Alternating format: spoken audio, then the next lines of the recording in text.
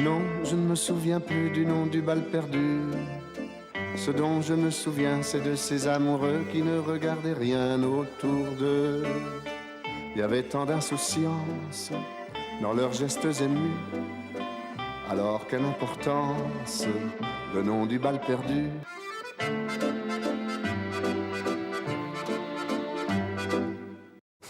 Heureux de vous retrouver dans cette émission, dans un livre d'Odile Jacob qui fêtait récemment sa 4000e publication chez Odile Jacob, petite éditrice indépendante, de Daniel Brun, publié en 2013, ce titre, L'insidieuse malfaisance du père. Je lis ceci. L'idée d'une insidieuse malfaisance du père s'est progressivement imposée à moi au cours d'une période où je me suis surprise à réfléchir aux effets potentiellement négatifs que j'avais pu avoir sur mes enfants. Quel que soit l'attachement qu'on ait porté et qu'on porte encore à ses enfants, il est en effet difficile de se tenir pour une indéfectible bonne mère. Mais qu'en est-il donc du père ? Questionne la psychanalyste Danielle Lebrun. Et je me disais que pour recevoir nos deux invités, eh bien, nous allons parler du père. Le père, celui qu'évoque Daniel Conrot, notamment dans ce dernier roman, L'Atelier des morts, publié chez Buchet-Chastel. Ce père-là, on ne peut pas le nommer, c'est lui, c'est l'ours, et quand on le nomme enfin, eh bien, il est mort. Et puis le père, c'est le père symbolique. C'est chez vous, Abbas Fadel, Saddam Hussein, et on parlera dans une seconde de ce film, de ces 6 heures de cinéma documentaire que vous nous offrez sur votre pays avant l'invasion, ou enfin en tout cas la deuxième attaque américaine. Des mots de minuit, merci messieurs, en voici le sommaire. Un pays, l'Irak, une famille et toujours la guerre. Et 6 heures d'un documentaire d'Abbas Fadel qui dit la simplicité d'un quotidien guetté par l'inexorable et l'invivable. Mais Homeland est un film contaminé par le bonheur simple d'être avec les siens. Le romancier Daniel Conrot livre, lui, une autre famille et une autre guerre, celle de la mémoire, quand il s'agit autant d'enterrer que de remettre dans l'atelier des morts, à une juste place, celles et ceux que l'on peut enfin nommer. Un père, par exemple, qui fut lui, puis l'ours, avant de trouver patronyme.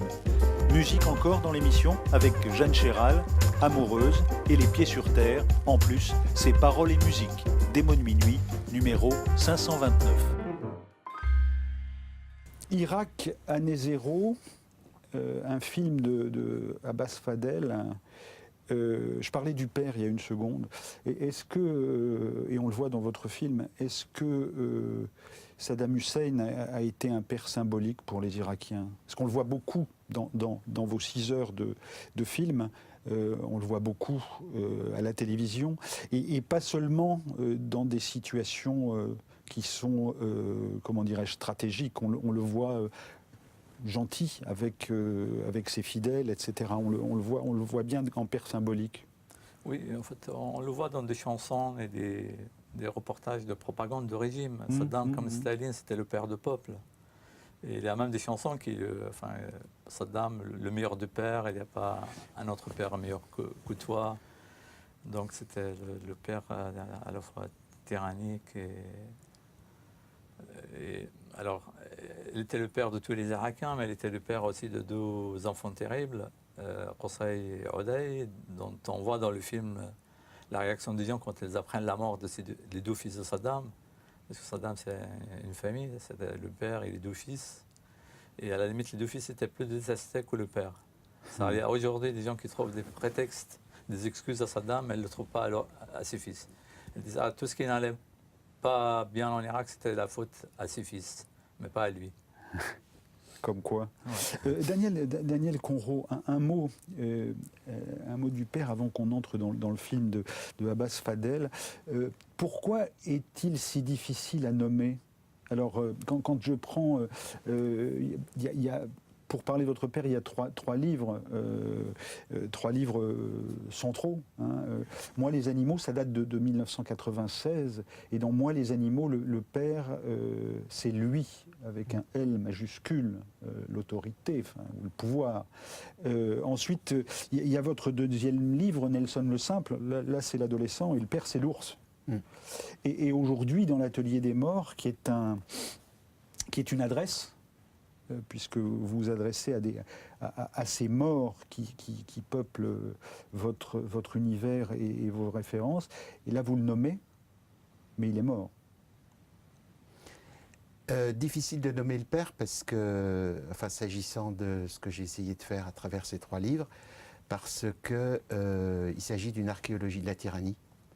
C'est-à-dire, c'est comment le petit garçon questionne à travers, enfin, les traces mnésiques corporelles du petit garçon confronté à l'arbitraire du père et à la tyrannie paternelle. Donc, de ce point de vue-là, il y a quelque chose de l'ordre de l'innommable qui progresse évidemment, et plus on va aller vers le contemporain, plus l'auteur va se rapprocher de son âge réel, plus il va être en capacité justement de désigner le père par son propre nom, encore que là c'est un nom de fiction, parce qu'il en sait beaucoup plus long sur cette archéologie. Il a suffisamment fouillé un petit peu partout pour savoir de quoi est fait ce père. Et donc sur la vie.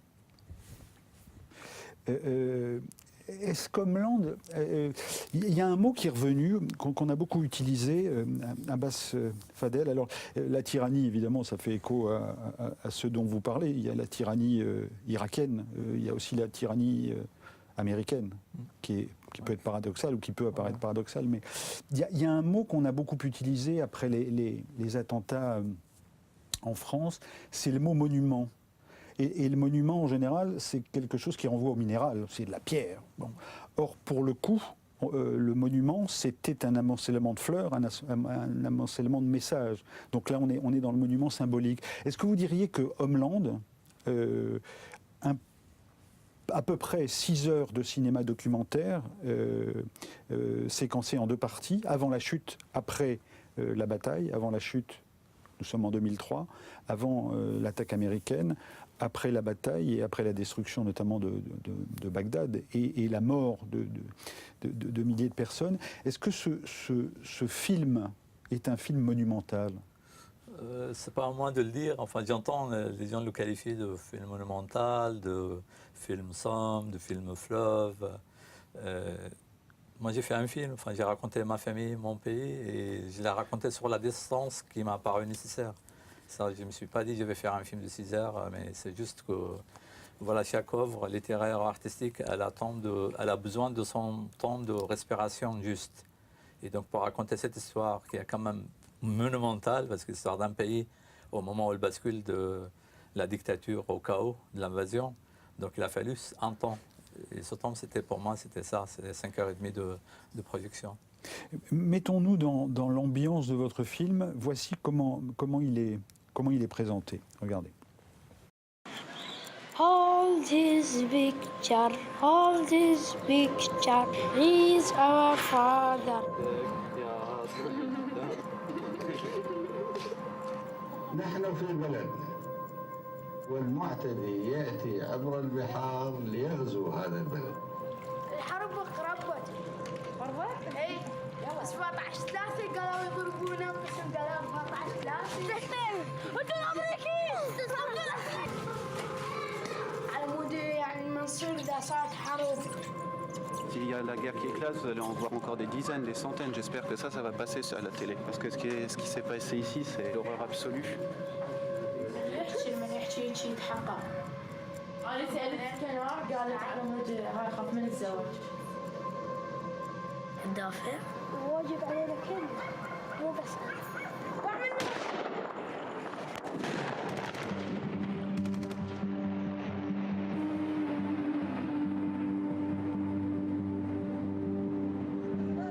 أنا بقص أشياء بعدين، لازم وجهنا شاشة ما عليها شكل، شنو ليش هالشكل؟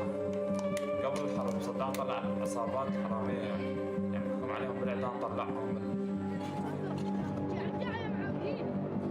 هذا المكان نشوفه الآن أشلاء، هاي السينما العراقية، هاي تاريخها الشكل. العراق قبل النفط كان أفضل بكثير من بعد النفط. أصبح النفط نقمة. امريكا تطلع من العراق، تطلع امريكا.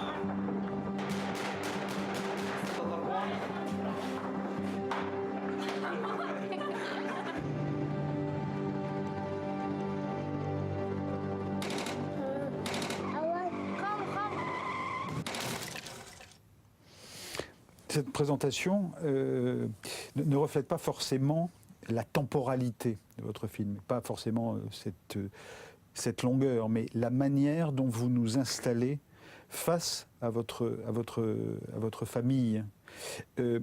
Comment est-ce que vous avez, vous disiez il y a une seconde, il faut trouver le temps nécessaire. Comment est-ce que vous avez trouvé ce temps-là quand vous êtes-vous dit, j'ai le monument que je veux partager?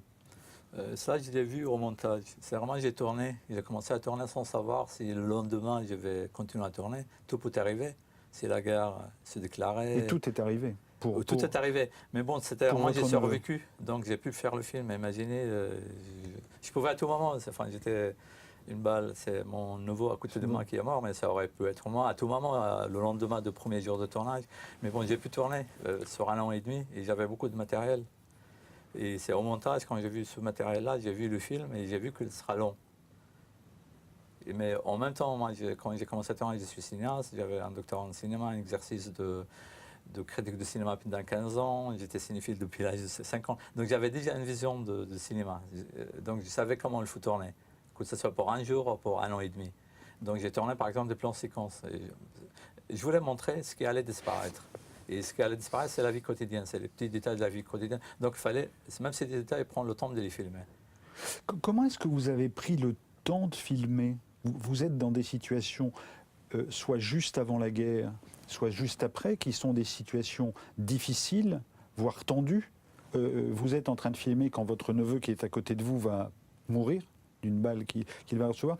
Comment est-ce que, professionnellement parlant, puisque vous êtes réalisateur, comment est-ce que vous avez pris ce temps-là? Comment vous avez géré ou fait avec la pression qui était autour de vous, et aussi comment est-ce que vous avez donné à ce point confiance à ceux que vous filmez, puisque quand on est dans votre film, on est avec votre famille. Ouais. Vous nous faites cadeau de cette famille, c'est de l'ordre du don. Alors je crois que c'est inconsciemment, je pensais que la caméra nous protégeait, protégeait ma caméra.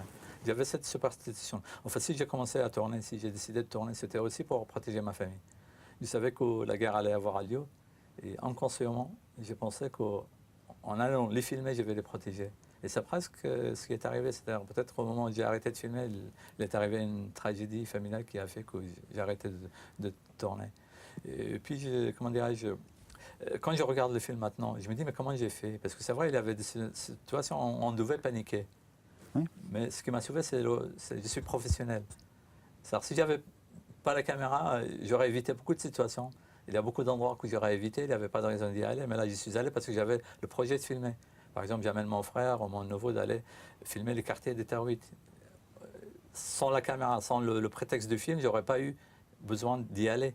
J'aurais entendu, quelqu'un me dit, un voisin, tiens, tel quartier a été bombardé, mais je ne serais peut-être pas y aller. Mais le fait d'avoir décidé de documenter ce moment historique, pas seulement la vie de ma famille pendant cette période-là importante, mais aussi le pays. Et moi, si je suis allé dehors, c'est aussi parce que, heureusement, ma famille a été épargnée, disons, la maison familiale a été épargnée. Donc, il fallait, pour rendre compte de ce qui est arrivé dans le pays, il fallait aller là où des choses se sont passées. Donc, je suis allé à la rencontre des gens aussi. Enfin, j'ai élargi ma famille, donc je suis parti de ma famille stricte à ma grande famille. Et vous faites effectivement témoigner, après plus largement, les gens qui les entourent. Daniel Conro, je vous demanderai dans une seconde, vous avez vu le film, donc comment vous, comme spectateur, vous l'avez reçu. Je voulais vous demander, Abbas, comment est-ce que vous expliquez que cette famille donne l'impression d'être si tranquille, si quotidienne, alors qu'elle se prend des bombes sur la gueule, si vous me passez la trivialité. En fait, cette famille, elle est très représentative de l'Irak. Elle n'a rien d'exceptionnel. En fait, c'est une famille de la classe moyenne qui représente vraiment la plupart des familles irakiennes, leur réaction, elle peut se reprendre à quelqu'un qui ne connaît pas l'Irak. Mais en fait, il faut dire que tous ces enfants, mes nouveau-nés, sont tous nés dans la guerre. C'est-à-dire, aucun d'eux n'est né en dehors de la guerre. C'est-à-dire, ils ont connu que ça. Donc, ils sont familiers avec ça. Et moi, j'ai une image, je les compare à des paysans qui se préparent à un hiver rigoureux. Ils savent que le prochain hiver va être très froid, donc ils se préparent. Donc ils savent que la guerre va avoir lieu, comme ils ont déjà vécu 2 guerres, donc ils savent comment s'y préparer. Et là, la différence avec les 2 premières guerres, c'est-à-dire la guerre Irak-Iran et la première guerre de Golfe, c'est cette fois, ils pensaient qu'il allait d'abord se débarrasser de Saddam et que l'Irak va devenir un pays normal. C'est-à-dire qu'ils vont pouvoir respirer, que l'embargo allait être levé, qu'il va y avoir un régime démocratique. Donc il avait cet espoir-là, il avait la peur, l'angoisse de ce qui peut arriver, les gens qui peuvent... L'enfant qui dit, mon père, il travaille à la radio, donc j'ai peur pour lui, mais moi, je serai à la campagne tranquille. Enfin, il est content parce qu'il souhaite la guerre parce que ça lui permettra d'aller à la campagne. Donc, il y avait de différents types de réactions, mais il y avait de l'espoir aussi. Il y avait la peur, mais l'espoir de se débarrasser de la dictature et de redevenir, d'entrer dans la... Enfin, de devenir un pays normal. Daniel Conroux, comment est-ce que vous avez reçu comme spectateur le film? Vous êtes écrivain, vous êtes aussi journaliste, vous avez collaboré à Télérama, donc vous avez un regard un peu singulier, même si vous êtes spectateur ordinaire. Pour moi, ce film est tout simplement, pour moi, c'est un chef-d'œuvre. Vraiment. Il y a vraiment du début jusqu'à la fin. C'est un chef-d'œuvre. Pourquoi? Parce que on a presque l'impression qu'on aurait comme une sorte d'abécédaire de ce qu'est la guerre comme abstraction. C'est presque, pour moi, c'est presque un film abstrait, bizarrement. Ça doit vous faire bizarre d'entendre ça. Mais moi, je l'ai vu comme un film abstrait. C'est-à-dire, c'est quoi la... C'est comme quand je lis aujourd'hui, je relis l'Iliade, qui est un de mes dadas de littérature. Ben pour moi, c'est à peu près la même chose. C'est quelque chose qui se hisse à ce niveau-là et qui porte cette question de la guerre, comme Tolstoï l'a fait en son temps, etc. Enfin, qui porte ça très très haut, comme pour nous permettre de comprendre ce que c'est, de quoi c'est fait, quelle est la matière de cette chose-là. Qu'est-ce que c'est quand ça s'arrête? Qu'est-ce que c'est quand ça recommence? Qu'est-ce que c'est quand on attend? Qu'est-ce que c'est quand on va chercher de l'eau? Qu'est-ce que c'est? Et en fait, c'est tout ce qui n'a pas été montré. Moi, j'ai fait ce film parce que tout cela n'a pas été montré. L'Irak, c'est le pays dont on en parlait peut-être le plus dans les médias depuis 30 ans. Mais paradoxalement, personne ne voyait à quoi ressemblaient les 25 millions d'Irakiens, comment ils vivaient au quotidien. À quoi ressemble la vie d'une famille irakienne. Et moi, j'en souffrais. C'est-à-dire, je regardais l'Irak, c'est toujours... L'Irak, c'était réduit à la figure de Saddam, donc le monstre, le dictateur, et en nom de ça, le père. On faisait la guerre, le père, oui. Et moi, je souffrais de ça. Et c'est pour ça que je me suis donné le temps et j'ai pris le courage et peut-être les risques de faire ce film, parce que c'était à moi de le faire. Je parlais tout à l'heure de l'Iliade, très rapidement, mais au tout début de l'Iliade, il y a ce qu'on appelle ce grand passage qui s'appelle le catalogue des bateaux, et qui est, on compte les forces, on a besoin... Or, les Irakiens, moi j'avais l'impression, comme sans doute la plupart des gens qui voyaient le film, on ne savait pas qui ils étaient. C'était incontable. C'était comme une espèce de matériau médiatique un peu abstrait. Oui, c'est ça. Et ce qu'on voit très très bien dans le début justement de l'Iliade, c'est qu'avant que la guerre ne commence, il faut montrer les forces, il faut désigner les forces, il faut compter, il faut séparer, il faut dissocier. Et ce que je trouve très très beau dans votre travail, c'est à travers ce choix extraordinairement productif de la famille, qui pourrait être un choix réactionnaire, qui pourrait être un choix un peu nostalgique, oui, quelque chose comme ça. Pas du tout, en fait, c'est un choix qui est extrêmement productif. Parce que c'est à travers ce prisme-là, qui est très contraignant, que justement, l'abstraction apparaît. Je crois que dans votre documentaire précédent, je crois que c'est dans Retour à Babylone, il y a un des... vous faites une narration à la première personne dans Retour à Babylone, je crois. Ouais. Et après, avec vous, Daniel, on parlera du tu, justement, l'adresse. Mais bon, vous parlez dans Retour à Babylone, vous dites je, et puis à un moment, je crois que dans mon souvenir, il y a un de vos interlocuteurs qui est un ancien ami, donc Babylone, la ville où vous avez vécu enfant, et donc vous retrouvez vos copains, et puis qu'est-on devenu Bon, l'immense édifice du souvenir, aurait dit l'autre. Et il y a une des personnes qui dit, dans mon souvenir, c'est s'il fallait mourir maintenant, je mourrais tranquille. Ouais, c'est moi qui le dis à la fin. C'est vous, la ça. dernière phrase. Bon. Et je mourrais en paix.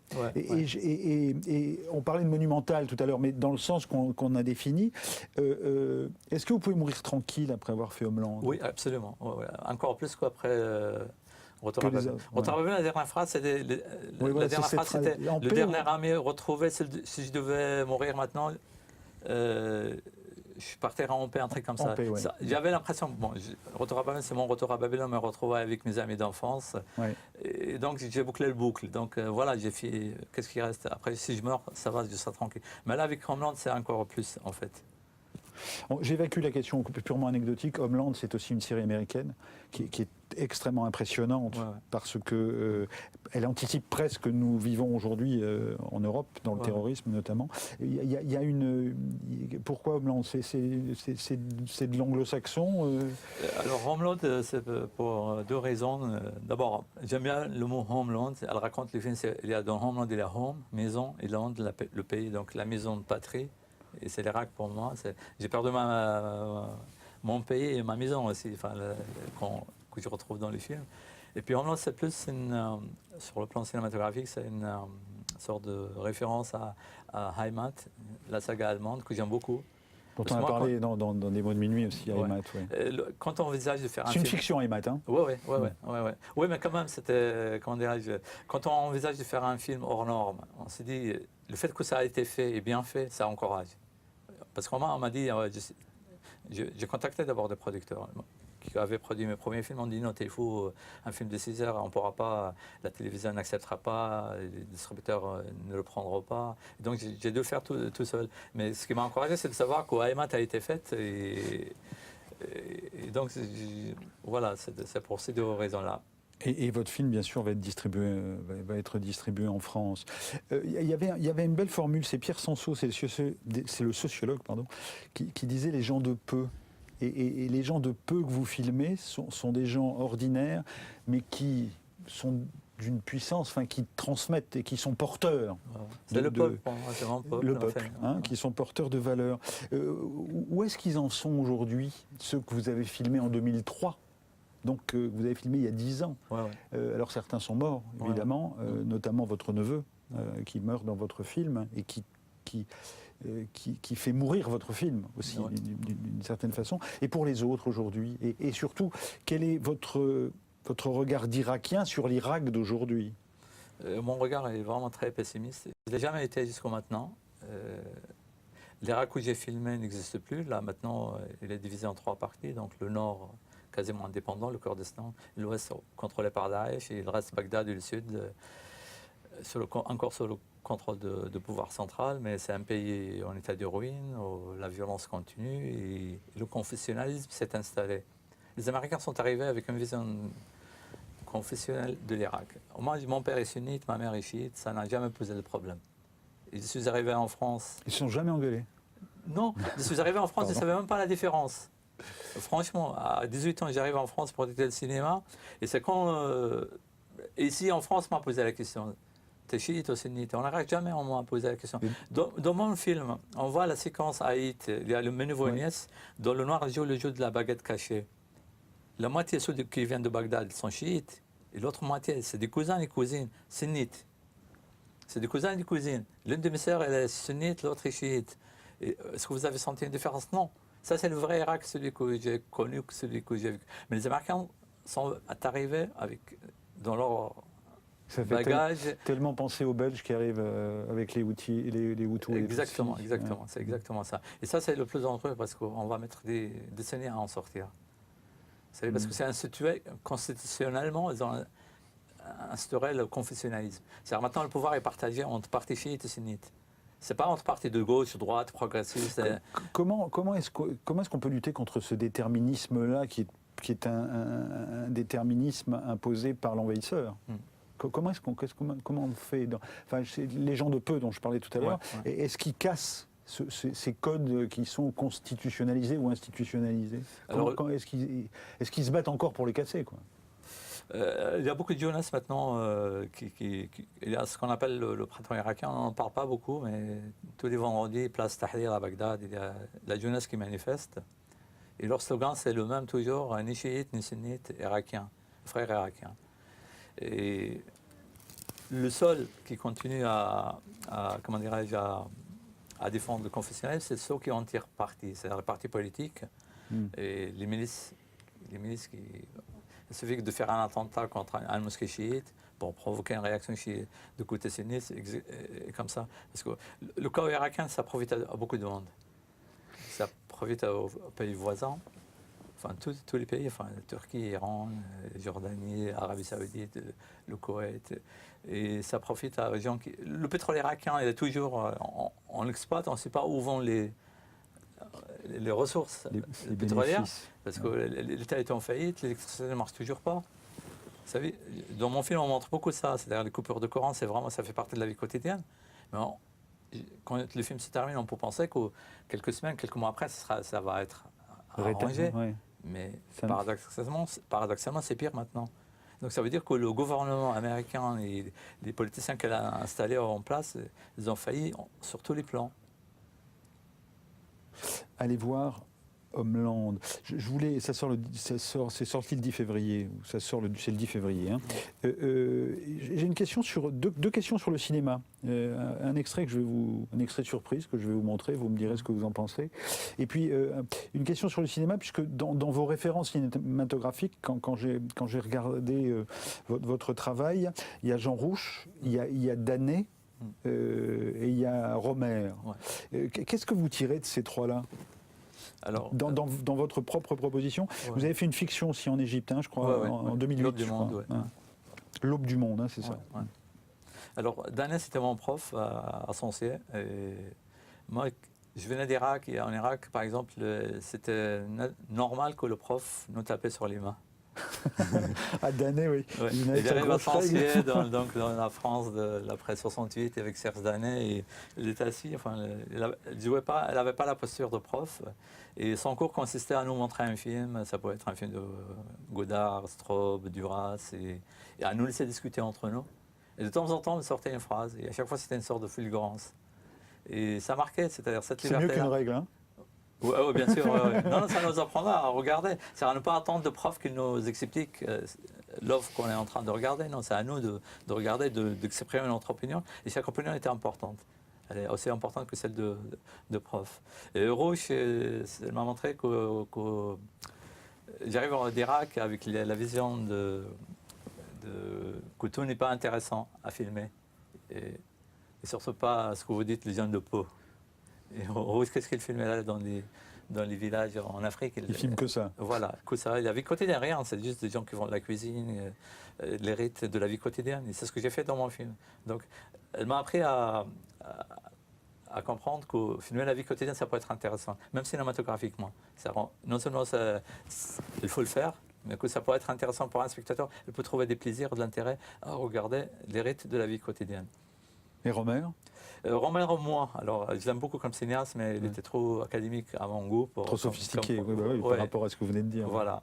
Donc, alors, je vous montre quelque chose et vous me dites ce que vous en pensez. C'est une autre manière d'évoquer la guerre par le cinéma. Regardez. Okay.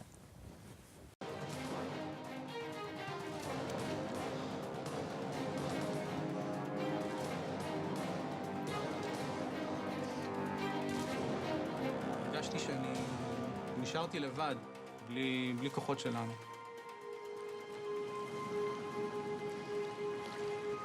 חשבתי על האמא, איך האמא תגיב, כי אני יודע שהאמא מאוד רגישה, מאוד קשורה אליי.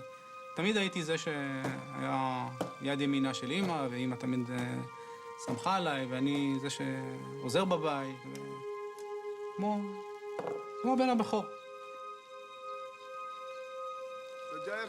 צצתי, רציתי לראות מה קורה, וראיתי אותם מדברים, צוחקים, מעשנים סיגריה, והתפלאתי שהם בכלל לא מסתכלים לכיוון שלי. אחרי מספר הצצות כאלו לכיוון שלהם, הבנתי שהם כנראה חשבו שכולם נהרגו באותה מתקפה שהם תקפו, וזהו, ואמרתי, טוב, אני עכשיו מחכה עד לחשיכה, ודווקא זה מקום טוב להסתתר בו.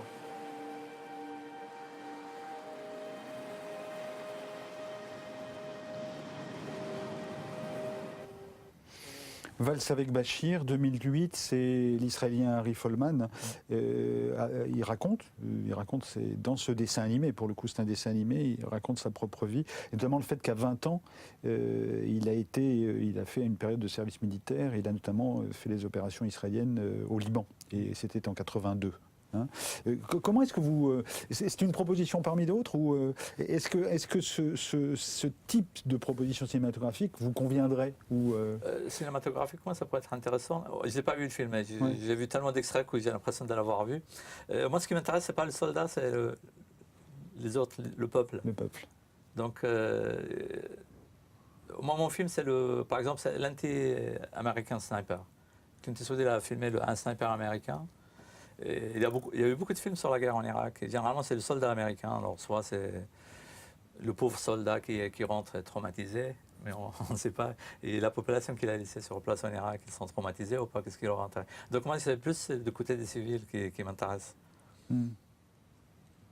Et donc, effectivement, le côté dessin animé... Par exemple, juste là, bon, c'est un soldat donc, israélien qui a coupé le Liban. Mais moi, cette histoire, elle me touche personnellement. Pourquoi ?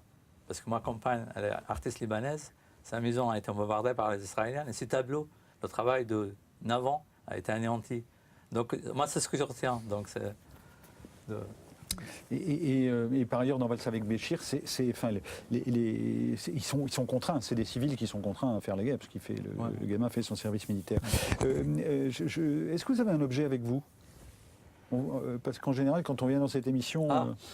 non, j'y ai pensé, on me l'a demandé. Mais il n'y a pas d'obligation. Non, je ne l'ai pas, mais j'aurais pu amener, mais c'est un peu abstrait. Ce serait un disque dur sur lequel j'ai mis tout ce que j'ai tourné en 1 an et demi. C'est un peu la mémoire de pays, la mémoire de familiale, qui est un peu virtuelle, mais qui prend forme quand on la projette sur un écran.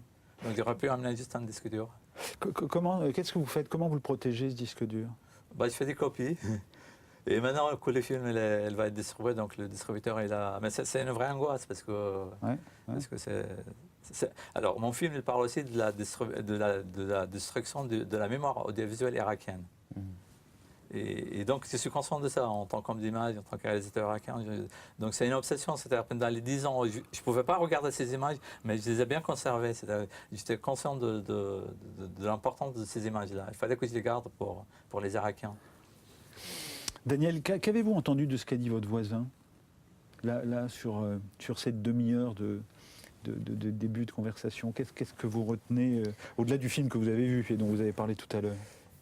Je crois que j'ai entendu ce que... C'est étrange comme formulation, mais j'ai entendu ce que j'ai vu. C'est-à-dire, j'ai l'impression que j'ai affaire à un artiste qui ne se revendique pas forcément comme artiste. Je ne sais pas, je n'entends pas chez vous, dans votre propos, je suis un artiste, je suis un cinéaste, etc. Et je sens quelque chose d'extrêmement profond dans le film, dans le propos, et dans votre expression. Il y a une sorte de... Moi, j'aime beaucoup votre modestie. Une forme de...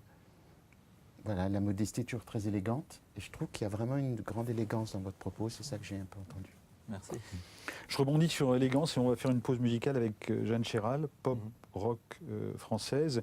Elle a déjà 5 albums et elle avait sorti Charade en 2010. Là, pour le coup, c'était une intention très très personnelle par rapport à ce disque. Elle était venue nous en présenter un titre. Ce titre, c'est Pays d'amour.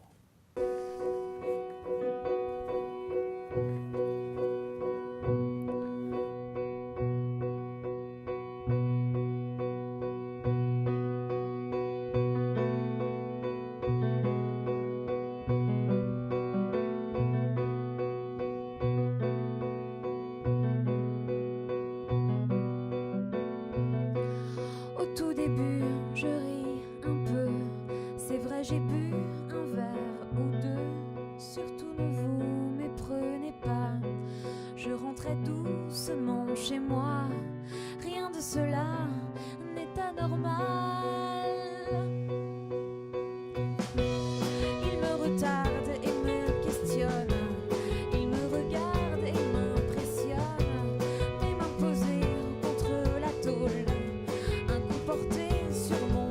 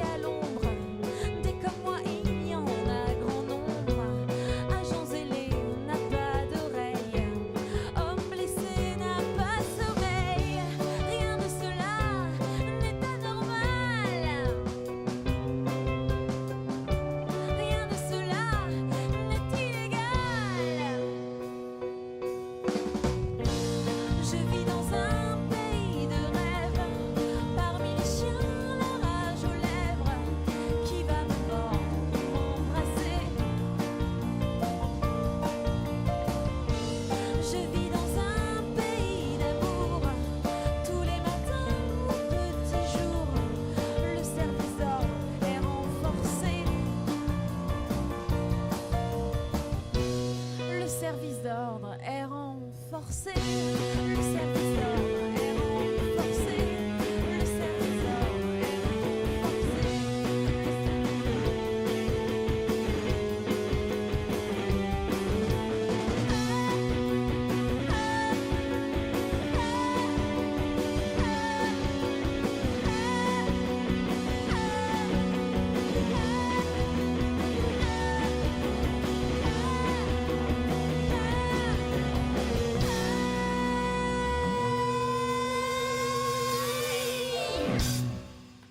Voilà, Jeanne Chéral.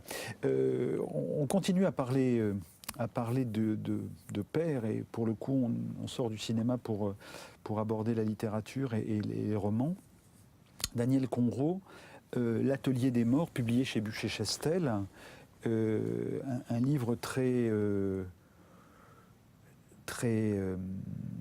surprenant et très prenant, parce que c'est parler de monuments. Là, pour le coup, c'est poncif absolu, mais c'est un monument aux morts. Mais pour le coup, vous en faites un atelier. Qu'est-ce que c'est que cet atelier des morts? Pourquoi y a-t-il, dans l'atelier, dans cette partie du titre, il y a l'idée d'une fabrication, l'idée de quelque chose que vous imaginez, que vous fabriquez, de fait? Il y a plusieurs idées autour de ce titre que j'avais depuis très très très longtemps dans un coin de la tête et dont j'étais surpris. Régulièrement, je me surprenais qu'il n'ait pas été utilisé par quelqu'un d'autre. Ça fait bien 20 ans que j'avais pensé à un livre qui n'aurait pas forcément été celui-ci, mais dont le titre eût été L'Atelier des morts. Il y a plusieurs choses là-dedans. Je crois qu'il y a un énoncé un peu en forme d'un peu de manifeste, discret à ma façon, mais quand même manifeste quand même. C'est-à-dire, l'écriture, c'est un art du corps, c'est un atelier. L'acte d'écrire, c'est quelque chose qui est physique, c'est corporel. Et je trouve que c'est pas un acte psychique pour moi. Je pense que le travail des mots, la forge du langage, c'est vraiment quelque chose qui concerne le travail de l'artisan, un travail manuel, un travail physique, un travail d'endurance. C'est exactement mon travail. Et qui n'a pas de... voilà, je trouve que le mot atelier, déjà, ça dit ça. Ça dit ce qu'on fait.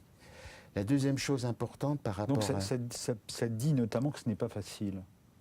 Bah, ça dit qu'on en chie, oui, un peu. Ouais, ouais. Voilà. Bon. Pas que, mais de toute façon, quand on s'occupe du père, forcément, de ses ancêtres, etc., forcément, on s'expose à traverser des périls.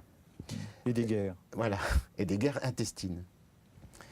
Et l'autre chose importante par rapport à cette idée de l'atelier, c'est sur la question de l'écrivain. Qu'est-ce que c'est que le travail de l'écriture, le travail du corps, etc., si on en a parlé. Je pense qu'il y a l'idée quelque chose, je pense que les morts, c'est vraiment l'atelier, c'est la matière de l'écrivain. C'est en tout cas ma conviction depuis sans doute assez longtemps, c'est qu'on est dans l'écrivain, l'écrivaine, on est dans une rumination, dans une mastication. Pour reprendre la métaphore de Patrick Kerman, la mastication des morts, on est dans un travail de rumination. Ça ne veut pas dire que c'est un travail qui est austère, qui est triste, qui est que tragique, etc. Mais on est dans cette rumination parce que je pense que la place de l'auteur, elle est à cet endroit, cette espèce de jointure du vivant, du vif et du mort. Vous pourriez mourir en paix aujourd'hui ? Non, parce que j'ai encore 3-4 trucs à... Il y a encore 3-4 morts enterrés. J'ai commencé à écrire un peu tard, donc j'ai publié le premier, j'avais plus de 40 ans. Donc j'en ai encore 3-4. Je dis ça parce que si l'enfant dont vous parlez dans vos livres a quelque chose à voir avec vous, il a beaucoup souffert. Il a souffert d'eczéma, il a parlé aux animaux qui se promènent peut-être sur la tapisserie ou dans la ferme en plastique que lui a offert sa famille. Il s'est rongé les ongles plus qu'au sang, etc. etc.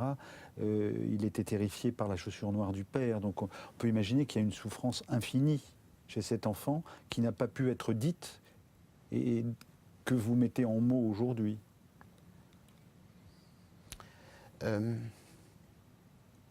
J'ai pas de...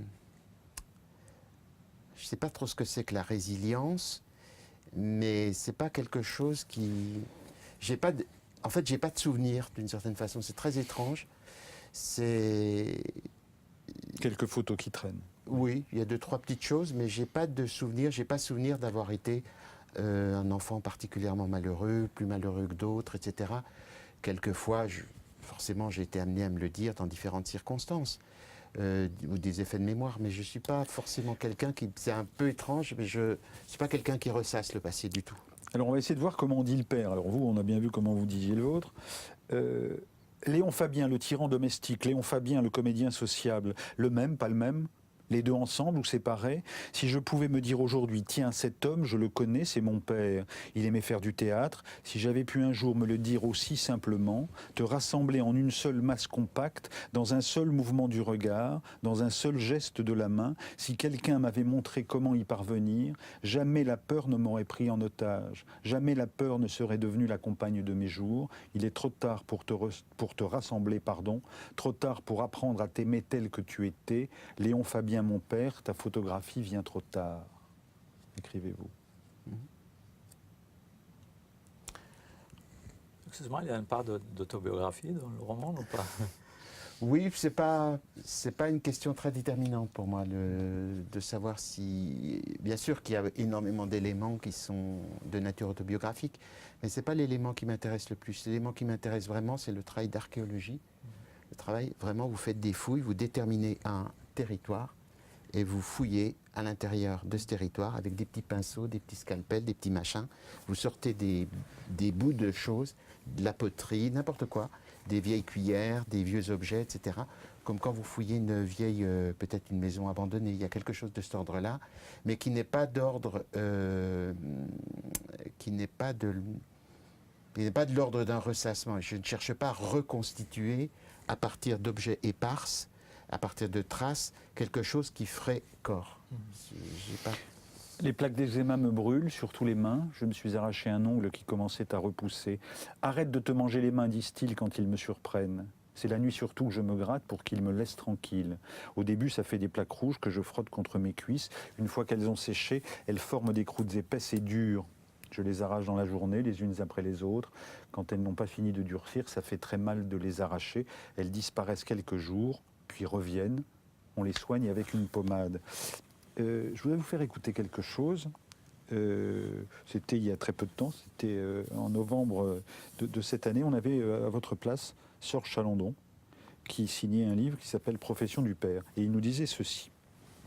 Aujourd'hui, en 2015, j'ai pas de socle. Je suis un enfant. Je suis un adulte. Pourtant, Toby Nathan aurait dit que vous avez plutôt réussi votre résilience. Je me suis créé, oui, mais je me suis créé un socle. C'est-à-dire que toute la transmission, ce qu'un père et une mère transmettent à l'enfant. C'est-à-dire, j'ai eu une vie d'homme inquiet. Je suis inquiet. J'ai appris à me battre, on m'a pas appris à me battre. Je me suis forgé mes épées moi-même. On m'a pas armé.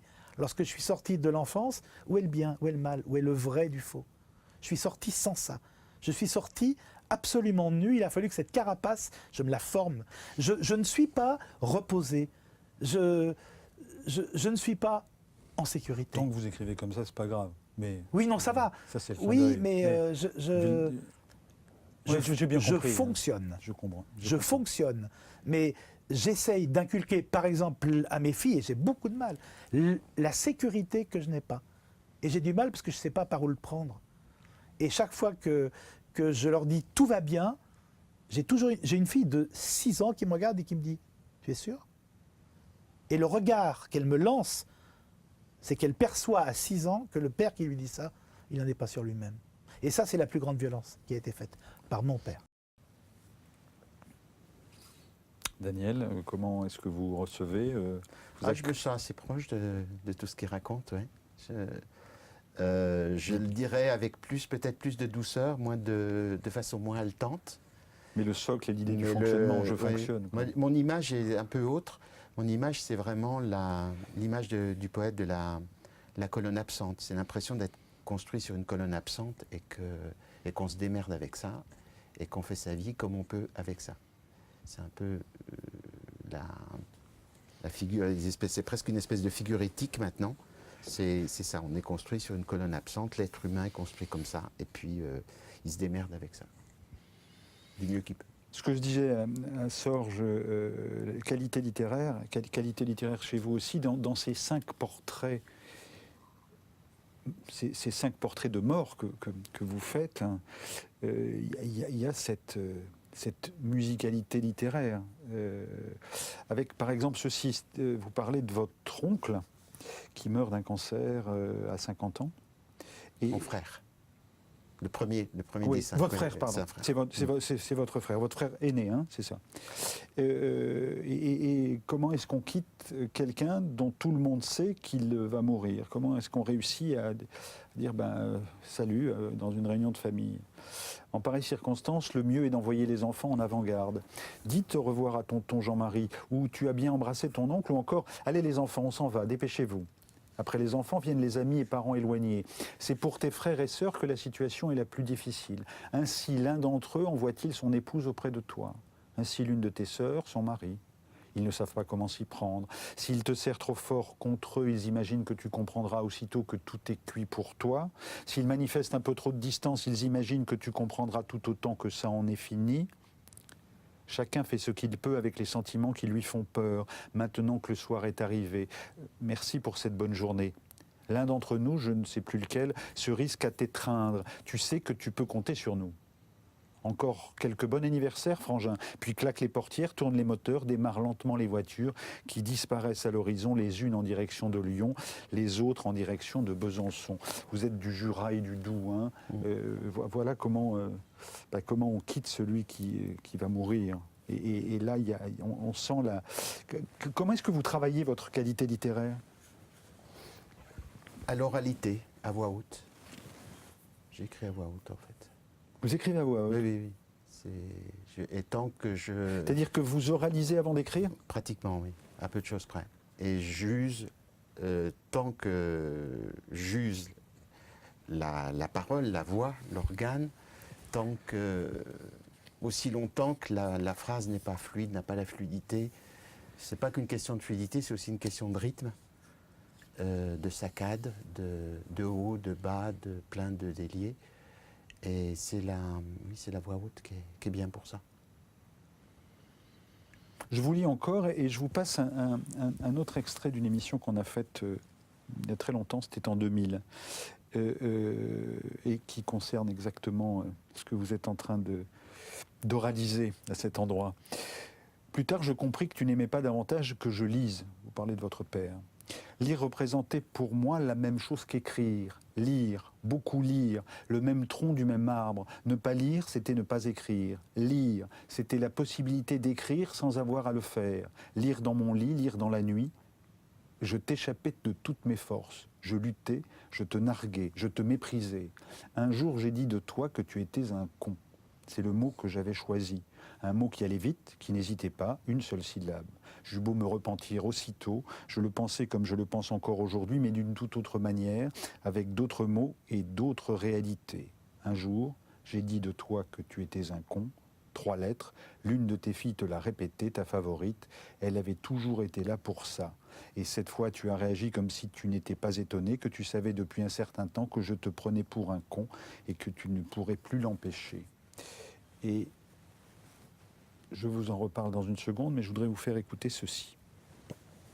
Mon père, qui lui aussi n'avait pas eu la chance de faire des études et qui a dû faire un transfert, puisqu'il ne m'a pas laissé la chance d'en faire, moi non plus. C'est-à-dire que chez vous, on pouvait ni lire, enfin, on ne pouvait pas lire, quoi. Le livre, c'était... Il n'y avait d'ailleurs pas de livre à la maison. Hein. Le livre était proscrit à la maison et même le journal était censuré. Censuré, c'est-à-dire que des fois, il donnait le journal au travail pour pas qu'on le lise, quoi. Et donc, en fait, vous avez toujours fonctionné sur, je suppose, l'interdit? Toujours sur l'interdit. Vous avez tout fait en cachette? C'est ça. D'ailleurs, quand je descendais du car, il fallait que le cartable, quand j'arrive à la maison, soit vide. Donc, il fallait planquer livres et cahiers. Et puis voilà. Alors, donc, pendant le primaire, ça allait, mais en secondaire, je n'ai pas pu suivre, quoi, après. Pourquoi cet interdit? C'est parce que lui n'avait pas pu? Donc lui n'avait pas pu. Alors, contrairement à beaucoup de pères qui souhaitent que leurs enfants réussissent mieux qu'eux, socialement et tout au moins intellectuellement, quoi. il y avait cet interdit qui était un fort malentendu parce que j'ai jamais compris en fin de compte. Ce que j'ai lu tout à l'heure, vous avez traité votre père de con. Ça m'est arrivé aussi une fois et je dois dire que quelque chose se passe à ce moment-là qui n'a pas forcément à voir avec la réaction du père, mais c'est signifiant, comme dirait l'autre. Et puis, écho aussi de Franck Ribot, qui est cet homme qui est boucher de son état, qui est passionné de littérature et qu'on avait reçu dans l'émission en 2000 avec Annie Ernaux, et qui, justement, expliquait l'empêchement et l'interdit du père. L'empêchement auquel, ou les empêchements auxquels je me suis mesuré, je pense que c'est le verbe sans doute qui correspond, avec le désir de vaincre. Moi, je pense que je n'ai pas été invaincu. Je ne pense pas qu'à un moment donné de ma vie, je me sois dit que j'étais invaincu et que j'étais destiné à être invaincu et à le rester. Il y a quelque chose de très violent à dire les choses de cette manière-là. Il me semble que mon père, pour ce que j'en sais, parce qu'il y a quand même toujours aussi cet inconnaissable du père, l'inconnaissable du tyran, sinon ce ne serait pas le tyran si on savait tout ce qu'il en est des pensées premières et des pensées dernières du père, du géniteur, sans doute qu'on n'aurait pas la vie que nous avons. À errer dans l'écriture, dans les traverses de l'écriture, il y a quand même quelque chose de l'ordre d'une errance dans tout ça. Et je ne crois pas que son obsession était que je ne lise pas parce qu'il voulait absolument... J'ai tendance à penser que ça paraît... Je crois que mon père savait que je savais. Je ne saurais pas trop vous expliquer ça, mais je pense que j'étais un petit garçon qui ne cachait pas sa sensibilité, que cette sensibilité était probablement un peu hors du commun. Alors aujourd'hui, on dirait sans doute, on aurait plein de symptômes pour expliquer ça dans les écoles, etc. À l'époque, on s'en foutait un peu et peut-être que c'est pas plus mal. Et je pense que mon père avait peur de moi. C'est une chose que je n'ai jamais dite, en fait. Mais je crois que c'est ça la question. Je pense qu'il y a c'est ce qui différencierait probablement avec ce qu'on vient d'entendre. Et c'est quelque chose que j'ai compris passé 60 ans, je crois. Enfin, que j'ai accepté d'envisager comme une hypothèse. Et que contribue à régler votre livre, en partie. Hein. Un mot très bref sur votre mère, parce que vous en dites ceci, et vous êtes sur sa tombe. Si tu n'étais pas devenu ce que tu es devenu en mourant grâce à la magie de la mort, une sainte au paradis, or une sainte ne rit ni ne sourit. Pour toi, contrairement à la très grande majorité des gens qui meurent, les choses se sont organisées comme ça, naturellement, machinalement, mécaniquement, sinon grammaticalement. Morte, donc sainte, morte égale sainte. Dès lors, tout le monde ou presque chez nous a pensé ou fait semblant de croire qu'il valait mieux, tant qu'à faire, être sainte au paradis que vivante dans cette vallée de larmes. Marie aimait Thérèse, M, épouse Fabien, 31 août 1908, 5 avril 1955. Voilà, la mère qui est une sainte, voilà, elle domine, elle est là-haut et elle n'est pas aussi... présente dans le livre. En termes de pages, en termes de quantité de pages, il y a l'oncle. L'oncle qui est curé. Il y a l'église dans votre famille. Votre mère est une sainte. Et il y a l'oncle qui a été collabo. Enfin, en tout cas, qui a été collabo, qui a incarné Polonais, qui a vécu les camps de concentration, qui les a croisés. On ne sait pas trop ce qu'il y a fait, mais en tout cas, vous avez retrouvé des traces. Pour le coup, s'il s'agit de faire trace, là, il y a trace. Et dans votre livre, ce portrait de l'oncle est le plus... celui qui vous met le plus... celui qui vous demande le plus de temps. Je ne sais pas s'il vous le met le plus mal à l'aise, en tout cas, c'est celui qui vous demande le plus d'explications. Il me semble... oui. Pour moi, il représente ce que j'appelle à un endroit du livre, enfin, il faudrait le développer beaucoup plus, mais ce que j'appelle la maladie de la France.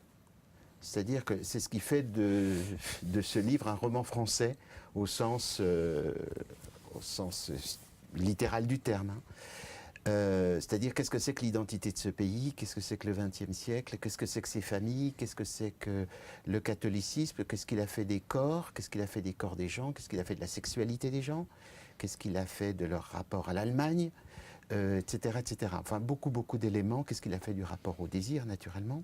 Qu'est-ce qu'il a fait du rapport au pouvoir? Et de cette espèce d'injonction à la discrétion, qui est vraiment le trait caractéristique de toute cette famille qui se déplie à travers ce livre. Et il y a l'oncle qui est comme une espèce de figure extraordinaire, je ne sais pas trop bien comment la qualifier, qui lui sort des normes, il sort de ses gonds. C'est comme s'il voulait faire péter toute l'histoire, tout ce roman familial. Et de ce point de vue-là, je suis bien obligé d'admettre qu'on a quelque chose en commun, puisque c'est quand même, grosso modo, pour ça que j'écris aussi. On ne fait pas la même archéologie, on n'est pas à la même époque, mais... Votre famille vous lit? Oui, oui. Certains avec beaucoup d'intérêt, beaucoup de curiosité. Un peu de lassitude maintenant, je pense que ça fait le troisième. Ça fait le troisième. Les jeux de massacre contre le père, cette ça chose, commence à bien faire. la question de l'identité, j'ai noté, mais comme ça en le lisant, donc n'y voyez pas une forme de critique, je notais quelle page de haine. Et vous dites ceci, de votre oncle donc qui a collaboré, qui a été condamné, qui a été celui dont on a eu longtemps beaucoup de difficultés à parler. Il est condamné à l'indignité nationale. À l'indignité François nationale. Hollande pourrait s'inspirer. Bonne idée. Voilà. Bonne idée pour ce... On est d'accord. Dans ce cas-là, évidemment, évidemment. Tu as aimé la France qui échoue, son aigreur, ses humeurs noires, ses chimères, son affaissement, ses faux prophètes. Tu étais son rejeton. Tu as aussi aimé l'Allemagne qui se venge et saccage, ses guerriers de la nuit, la loi qui n'existe pas. Je ne sais quelle vision d'un redressement de l'Europe, probablement chrétien à tes yeux, par le feu si nécessaire, l'Allemagne contre l'URSS, mais plus encore. Tu étais aimanté par l'Allemagne, chevreau face au boa. L'Allemagne t'aveuglait. Entre les deux, la France et l'Allemagne, la défaite et la force, selon toi, unis comme un couple. Avec les deux, tu as cherché ta place au soleil. Il me semble que c'est ça, oui. Ça m'a pris du temps pour essayer de comprendre ce que cet homme pouvait avoir dans la tête, à travers ses carnets surtout, et puis quand même à travers les... Ce qui est aussi intéressant, ce sont naturellement les silences. Qu'est-ce qui fait qu'on tait ce destin dans l'histoire de cette famille? Pourquoi on le fait? Moi, je pense que c'est une des raisons un peu élémentaires, c'est tout simplement qu'on n'arrive pas à comprendre d'où ça vient. D'où vient cette... d'où vient que dans une saga familiale, un personnage décide de faire péter les règles du jeu, quoi. Parce que je crois qu'il les... C'était son... Oui. Dernière question sur le livre. Après, j'en ai deux autres sur la culture telle que vous avez pu l'observer. La seule personne qui vous aide dans votre atelier, la seule personne qui vous aide, c'est une demi-sœur qui a vécu quelques heures. Et d'elle, vous dites, nous n'avions plus que nous étions l'un à l'autre, nous nous sommes inventés, il n'y avait rien d'autre à faire, ainsi n'es-tu jamais tout à fait morte, ainsi ne me suis-je jamais tout à fait mélangée au vivant. Parliez de résilience tout à l'heure. Or là, pour le coup, la personne qui vous aide, c'est quelqu'un qui a vécu combien de temps ? Quelques heures, 5 heures, je crois. C'est le portrait d'une muse, un peu. On aurait appelé ça autrefois. Iphigénie. Oui, on aurait dit ça autrefois. Et puis cette figure d'Iphigénie est très belle, cette figure sacrificielle est très très belle parce que le père espère quand même s'en sortir. Le père Agamemnon, on s'entend. En sacrifiant sa fille quand même. Hein. Oui. Donc on n'est pas éloigné ni de la guerre, ni de ce qui se passe à l'intérieur des maisons et ce qui se passe dans le lit des parents. Et je pense qu'il y a quelque chose là comme une espèce d'arc comme ça qui est très très tendu, qui va vraiment de l'intimité la plus intime, c'est-à-dire la reproduction, la sexualité, qu'est-ce qui fait jouir les parents, etc., jusqu'à la guerre, quoi. On va jusqu'à... 2 questions, hein, on ne conseillera jamais assez. Le troisième des 3, l'atelier des morts. 2 questions sur la culture. J'ai trouvé ça, Promenade ou la petite fabrique d'humanité, Daniel Conrot. Qu'est-ce que c'est? C'est très intéressant parce qu'on est dans le sud de la France. On est à la campagne. Qu'est-ce que vous racontez dans cette étrange proposition? C'est une commande qui m'a été faite par une association culturelle qui fait de l'aménagement culturel de territoire en territoire rural et périurbain. Enfin, périurbain parce que le rural se transforme naturellement en périurbain. C'est le CNAR, on est en Haute-Garonne. Voilà, on Centre est dans le national. Comminges, on est du côté de Saint-Gaudens, on est dans à la fois des beaux pays mais des pays extrêmement pauvres, on est dans le Piémont des Pyrénées. Et là, il y a des gens qui, comme il y en a dans beaucoup d'autres régions de France, hein, il y a des gens qui essaient d'inventer une manière de s'adresser aux habitants et de s'adresser à eux avec les gestes de l'art. On peut dire les choses un peu comme ça.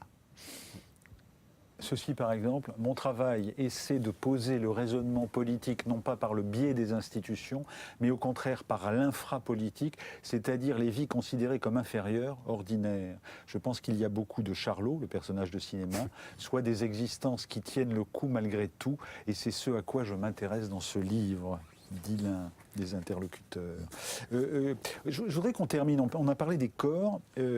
Quand vous étiez à Télérama, vous avez pas mal regardé, observé la chorégraphie. Vous êtes assez critique par rapport à la chorégraphie contemporaine française. Je voulais vous présenter un extrait d'un spectacle d'Olivier Dubois, créé à Avignon en 2012. Qui crée pour le coup sa trilogie. Hein. Il y avait eu Révolution, Rouge, et il terminait par Tragédie en 2012. 9 hommes, 9 femmes, nus sur un plateau. Et voilà un tout petit extrait de spectacle. Et ensuite, un mot sur la chorégraphie en France, plus généralement, telle que vous avez pu l'observer.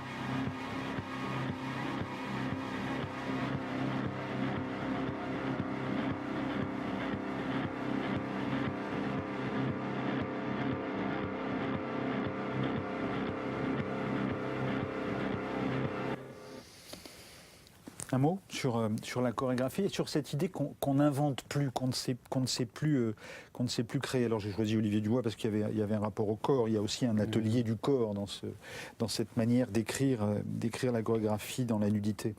Je me demande, beaucoup de questions, mais je me demande si la nudité n'est pas devenue un lieu commun des plateaux de spectacles vivants, particulièrement dans la danse, mais pas que. Et ça ne me satisfait pas complètement. Ça, c'est un peu la première sensation. C'était l'impression de déjà-vu. On pense à beaucoup de spectacles des années, y compris des années 60.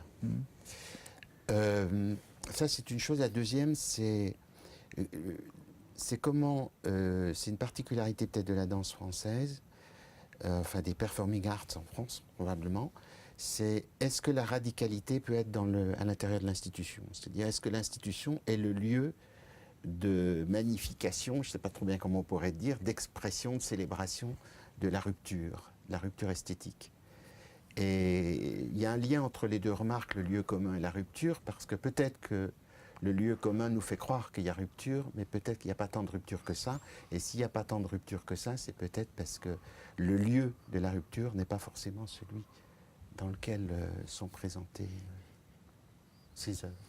Bon, la question est ouverte, on essaiera de l'aborder dans cette émission. Est-ce que vous avez un objet avec vous? Oui. Qu'est-ce? C'est une photographie et j'ai pensé à Abbas Fadel. Expliquez-nous. Oui, pourquoi?